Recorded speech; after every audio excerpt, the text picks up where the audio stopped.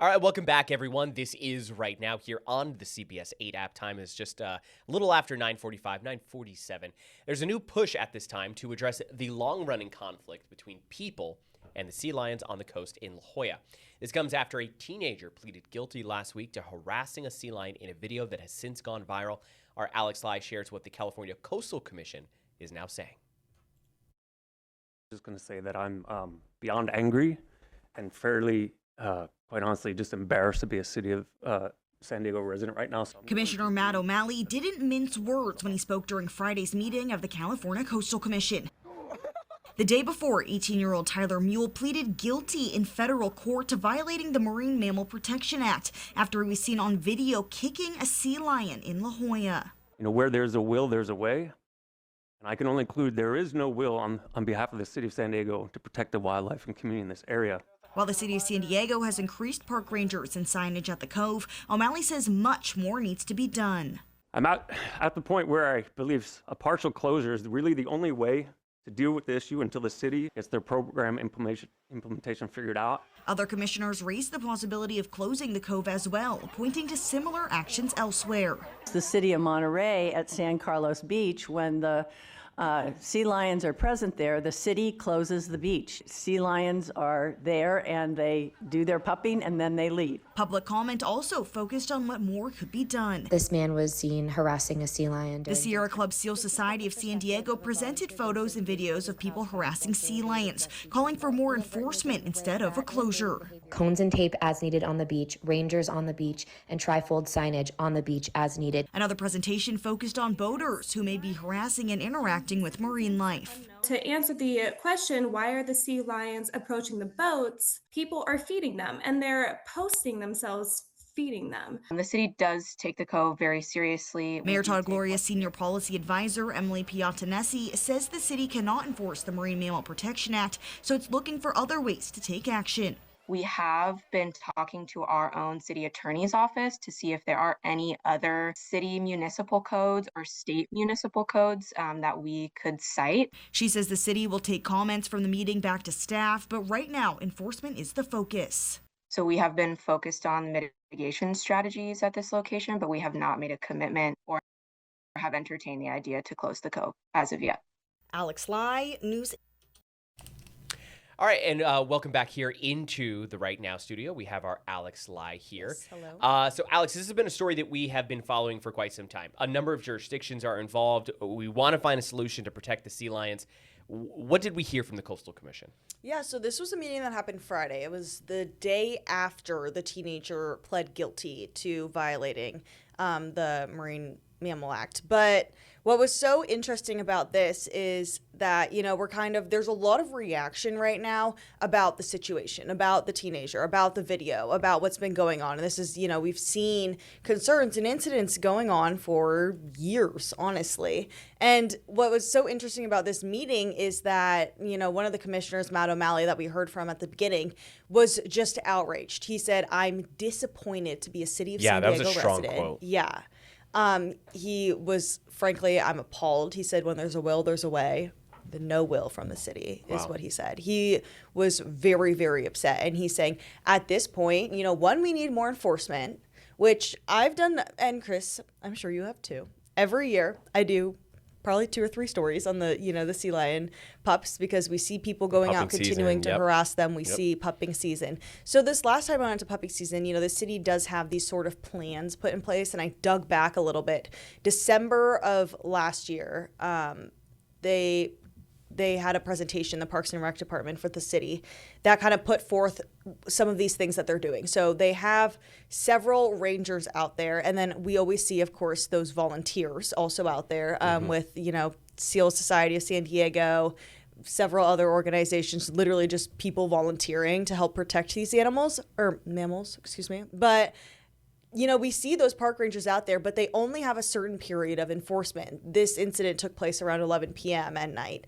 There isn't any enforcement out there at those times because that's just not how, you know, the staffing works. So there are several things that the city has put in place. All that signage we see, but they're just saying, you know, like this, it's obviously not enough is kind of everyone's argument. So the Coastal Commission, several of the commissioners were saying, yeah, maybe we need to look into a partial closure because this is outrageous, is what they're saying. Like, this is chaotic, and they're pointing to other cities that have done, similar things. For example, Monterey Bay.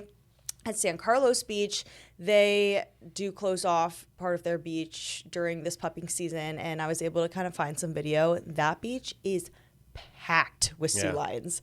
The entire beach covered in sea lions. And they close it off for their puppy season, and then they leave and they get on with their way. But I guess part of the confusion here is you have the Coastal Commission, you have the city, and then you have NOAA as well, too. Mm-hmm. And the city has been saying that NOAA is the only one that can enforce any of the laws that are on the books. So when this commissioner says that the city doesn't have a will, and this is not me defending the city by any means, but I guess what more does he want to see the city do? It's the partial closure. I mean, but then that would run against the Coastal Commission, which of course has been championing access to beaches. Mm-hmm. And there is that delicate balance here of people are expected to be able to access beaches, but we want to protect these sea lions. Exactly. There is kind of that I don't want to say weird, but like delicate, like you said, like just really like on the line. Because on one hand, you're asking to close the beach. First of all, we've all been to the Cove. It's a very, very small part of the beach. One of the arguments. They're also arguing partial closure. But when you think about it, you kind of are like, okay, it might be difficult to find somebody who's like defending this teenager or like defending the situation. Right? Yeah. But during the meeting, we have the public comment, of course. This meeting was 4 hours long, by the way. Oh, I bet. Yeah. So, you have the public comment parts, and they didn't come out and speak against the situation. They read some emails that they had received regarding this situation. One of them, and I found this interesting, said, why can't the sea lions move? Like, this is this is a big tourism place, XYZ. Why can't they find somewhere else? So that is something that people are thinking about, is like not being able to have this coastal access that, they feel entitled to because it's public land and it should be part of this thing. What's crazy about the sea lions and the seals is that they weren't always in the Cove. It's because of the children's pool. It's Mary Scripps, right? Basically the woman who gave, it's like a really big philanthropist. She helped build, or she put the money in to build that big metal structure that goes around to protect the tide and the waves to create what was a safe beach for children. Well, it also then became super safe for sea lions and seals to hang out and avoid predators and great white sharks and things like that. So it really wasn't until like the 30s and 40s and then eventually so forth that it became such a big thing. So that is also part of the debate. Yeah. We created the environment for them to feel that this was safe. Now they're here. Should we remove them? Should we get rid of the seawall? There's all of these things. So I'm actually kind of shocked that was an opinion that was actually voiced. I mean, granted, a member of the public. Mm-hmm. We hear a lot of things when the public speaks. Yes. So it's not always that's a serious suggestion, but did any of the coastal commissioners maybe bring that up as well too, or echo that, or was it simply we need to do more?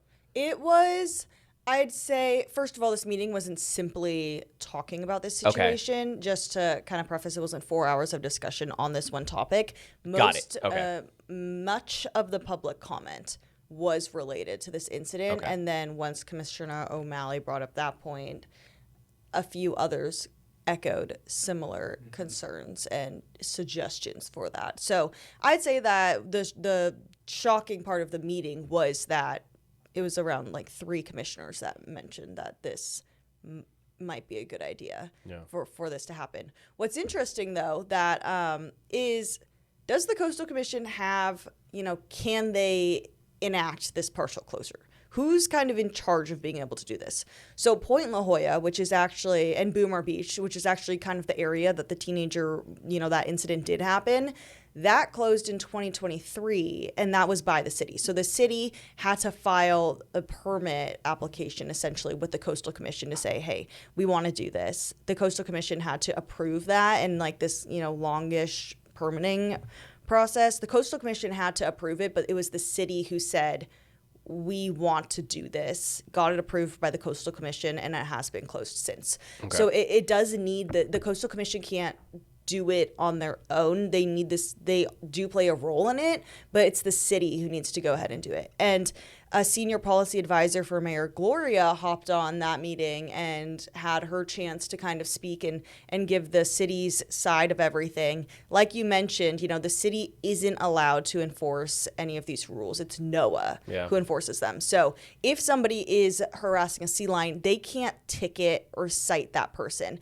So she said that they're working with the city attorney's office to be able to find, maybe some other laws, state laws, city laws, that they will be able to like ticket or cite these violators to kind of, give that enforcement. I just find that to be so crazy, and I'm not disagreeing with it, but I find that amazing that if a park ranger were to witness that video in real time, that they could not have done anything. Yeah. Well, I mean, they could ask them to leave. Yeah, intervene. right. But they can't punish them. They can't ticket them. Yeah. It's not. They can't give any sort of warning. We were told that there's only 2 officers in like the Southern California region, or in the 4 for the state. I think 4 for the state. I don't know if this is our conversation with Shannon. I believe it was our conversation with Shannon, and we were told that you can count on one hand the amount of people in the state that has the ability to make an arrest or something in regards to this. So the trickiness of this jurisdiction, so complicated. Yeah. So crazy. Alex, anything else from the meeting that you found maybe that didn't make it in the package and you found was interesting? Yeah, I mean, there were a few things. One, I very briefly touched on it, but somebody did put out a presentation saying boaters are also interacting with sea lions and, kind of negatively affecting them. She put a video and was saying, it appears this boat is towing a dead sea lion behind them. So that was obviously, kind of another concern, another thing that's going on is people interacting and kind of harassing them. Several very like disturbing photos of sea lions like trapped in fishing gear, nets, fishing hooks, all these kind of things, it like suffocating them. It was it was very hard to look at. But she kind of, and I put this part in the package, she said, so why are they coming up to the boats? You could argue like, okay, well, it's their fault for coming up to the boats. But she put a few social media videos of people like hanging fish outside of the boat and like feeding them and recording themselves doing that. So that was kind of another topic that was brought up, and Commissioner O'Malley even referred back to that, and he said, when we saw this video of people interacting with them, we saw this video of them, potentially towing this dead sea lion behind them. Like these are even more concerns that we weren't even really thinking about or considering when we were really fired up about all these other situations. So like clearly there is really something going on here. So that's something that like we haven't really seen come to light at all or anything. So that was kind of also a new bit of information. Yeah. All right. Well, a story that continues to have a lot of follow-ups. And Alex, we thank you so much for giving us insight there into the very latest when it comes to the sea lions, the seals, and again, La Jolla Cove, and everything we might be seeing here come forward in the future.